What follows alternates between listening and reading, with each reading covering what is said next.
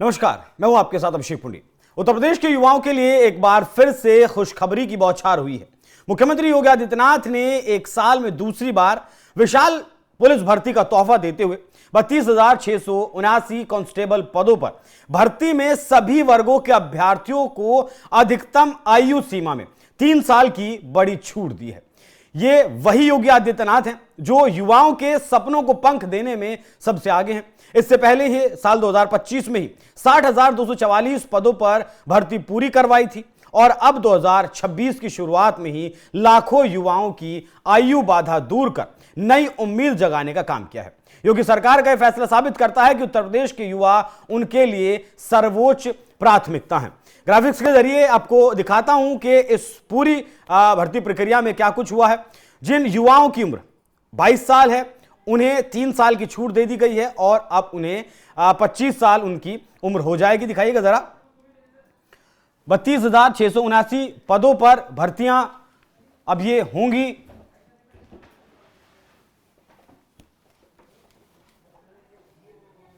अधिकतम आयु सीमा में 3 साल की छूट उत्तर प्रदेश में दी गई है। ये मांग लंबे वक्त से थी। कांस्टेबल, नागरिक पुलिस, आरक्षी पीएससी, आरक्षी विशेष सुरक्षा बल, महिला बटालियन हेतु महिला, इन पदों पर ये भर्तियों में जो छूट दी गई है अधिकतम आयु में इनमें दी गई है।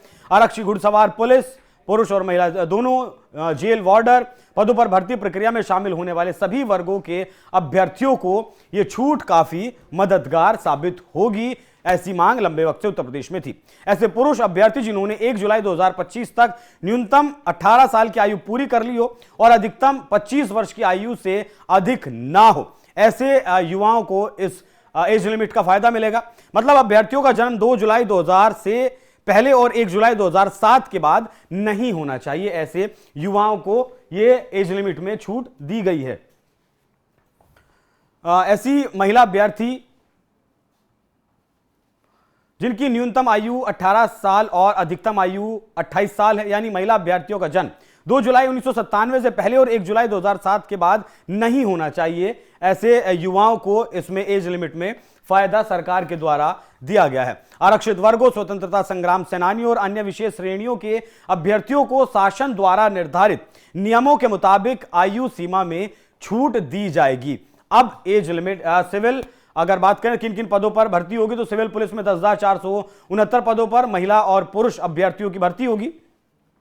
इसके बाद पीएससी में लगभग 15,000 भर्तियां, पीएससी में पुरुषों के लिए 15,131 पद खाली हैं जिन पर भर्तियां की जाएगी। भर्तियों की प्रक्रिया में ये लोग शामिल होंगे। यूपी एसएसएफ में पुरुष अभ्यर्थियों के लिए 1,341 वैकेंसियां यहां पर हैं जिन पर भर्ती होगी। ऑनलाइन आवेदन करने की प्रक्रिया अगर देखें तो 31 दिसंबर से 30 जनवरी 2026 तक यह प्रक्रिया चलने वाली है। इसमें आप इस बीच में आवेदन कर सकते हैं।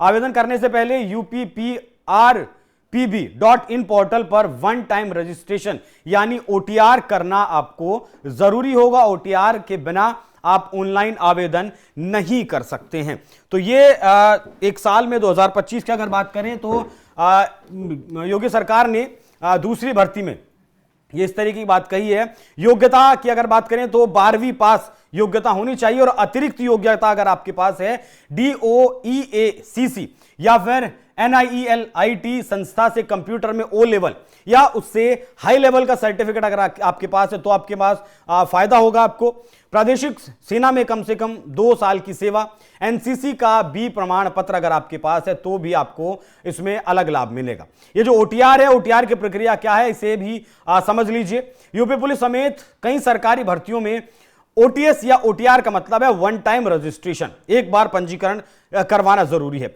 यानी एक बार आप अपनी बेसिक जानकारी, योग्यता, पहचान और संपर्क विवरण बोर्ड के पोर्टल पर दर्ज कराते हैं जिससे आपको बार बार आवेदन भरते समय वही जानकारी हर बार नहीं भरनी पड़ती। यह विभागीय भर्ती के आवेदन की पहली अनिवार्य कड़ी होती है और इसका मकसद भर्तियों को ज्यादा प्रोफेशनल, पारदर्शी और एक्सेप्शन लेस बनाना है।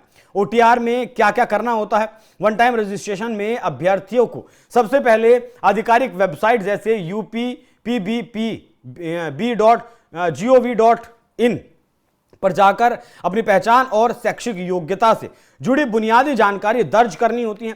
इस प्रक्रिया में आमतौर पर यह शामिल होता है जैसे कि नाम, जन्मतिथि, पिता का नाम, माता का नाम, शैक्षिक योग्यता विवरण, मोबाइल नंबर, ईमेल आईडी, पहचान पत्र जैसे आधार कार्ड, डिजिटल फोटो और आपके सिग्नेचर अपलोड किए जाते हैं।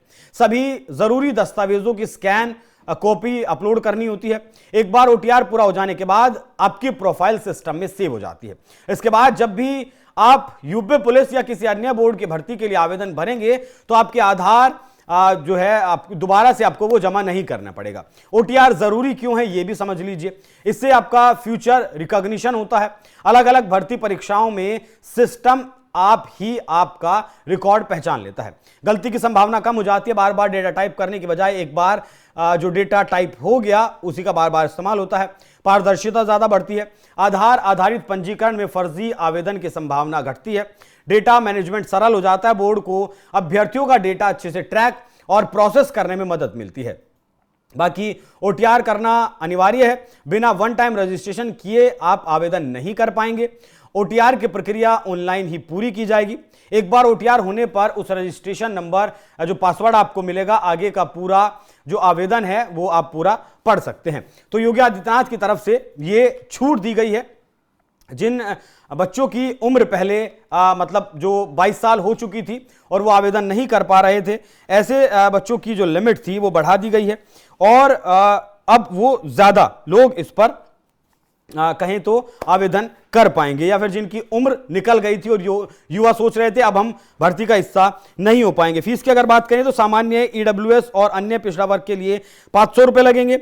अनुसूचित जाति और अनुसूचित जनजाति के लिए 400 रुपए आपको देना होगा। यहां पर ओटीआर की प्रक्रिया जो है, क्या क्या इसमें चाहिए होता है, क्यों जरूरी ओटीआर है, वो सारी चीजें आपको जानकारी दी गई है। बाकी अगर और बात करें तो एक साल में 31 दिसंबर को इसका नोटिफिकेशन जारी हुआ था, इसलिए ये एक साल में दूसरी बड़ी भर्ती है। पहली भर्ती 60,000 अभ्यर्थियों के लिए थी और दूसरी भर्ती है 25,000 के लिए है। सरकार के फैसले के बाद एज लिमिट की अगर बात करें तो सामान्य वर्ग की जो पहले एज लिमिट 22 साल थी वो 25 साल हो गई है।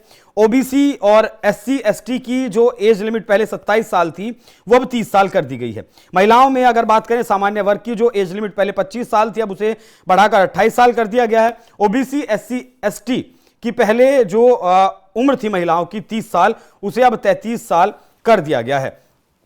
और इसी मतलब कुछ दिन पहले भी योगी आदित्यनाथ के द्वारा एक कार्यक्रम के दौरान जब वो जन सुनवाई कर रहे थे उस वक्त ये बताया गया था, कहा गया था कि वो जल्द ही इसे करेंगे और कुछ नेताओं की तरफ से भी मांग लगातार उठाई जा रही थी। तो योगी सरकार ने युवाओं को ध्यान में रखते हुए जिन युवाओं की उम्र की सीमा पार हो गई थी उनके लिए ये बहुत बड़ा फैसला किया है। मतलब लाखों सपनों को पंख लगाने का काम योगी आदित्यनाथ के द्वारा किया गया है। बाकी इस फैसले पर आप लोगों की क्या राय है कमेंट बॉक्स में जरूर बताइएगा। नमस्कार।